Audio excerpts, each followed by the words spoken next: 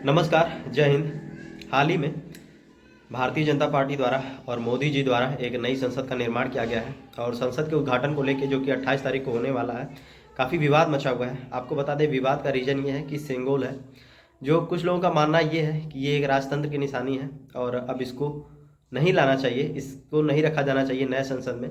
और बीजेपी का मानना ये है कि हम इसी को लाएंगे।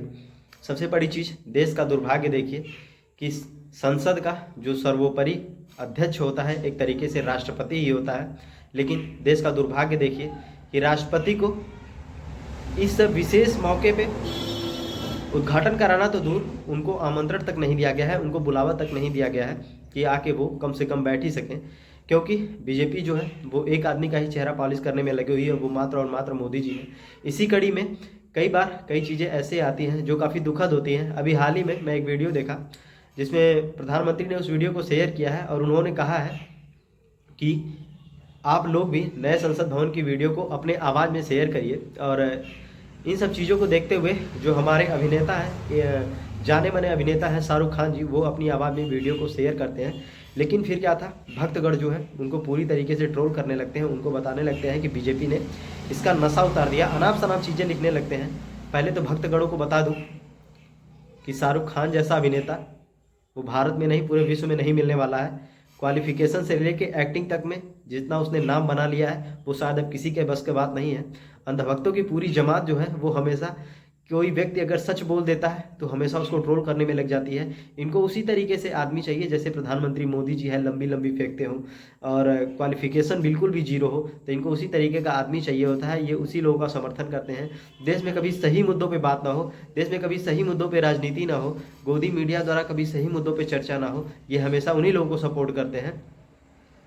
अब तो मीडिया का हालत ये हो गया है कि नई संसद के उद्घाटन को लेके वो पूरी तरीके से मोदी जी की पिच पे बैटिंग कर रहा है। समझ में नहीं आता है कि बीजेपी से सवाल पूछा जाता है तो एबीपी वाले जवाब देते हैं, एबीपी से सवाल पूछा जाता है तो बीजेपी वाले जवाब देते हैं।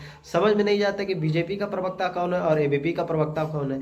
इन दलालों को अब मोदी जी के चरणों में एकदम ब्रह्मलीन स्थान की प्राप्ति के लिए ये दिन रात मोदी जी की दलाली करते रहते हैं। मैं सोचता हूँ कि कभी अपने इंडिया जैसे देश में कभी कब एक सिंसियर डिबेट होगी कि हाँ, कभी देश के कुछ बुद्धिजीवी लोग उस डिबेट पे बैठेंगे और देश में शिक्षा जैसे मुद्दों पे चर्चा होगी, देश में स्वास्थ्य जैसे मुद्दों पे चर्चा होगी। जिस देश में महंगाई और बेरोजगारी से आधा आबादी जूझ रहा है, लेकिन उस देश का दुर्भाग्य देखिए कि इन देश के इन गोदी मीडिया चैनलों द्वारा कभी भी इन सभी मुद्दों पे चर्चा नहीं होती है। बकवास के मुद्दों पे दिन रात चर्चा चलती रहती है।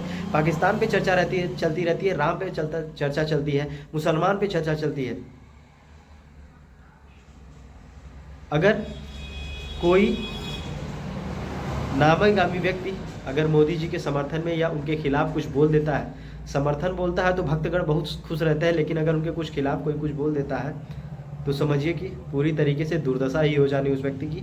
जैसे कि इस टाइम शाहरुख खान जी को ट्रोल किया जा रहा है, जो कि आपको बता दें, शाहरुख खान जैसा अभिनेता भारत में नहीं पूरे विश्व में अभी नहीं है।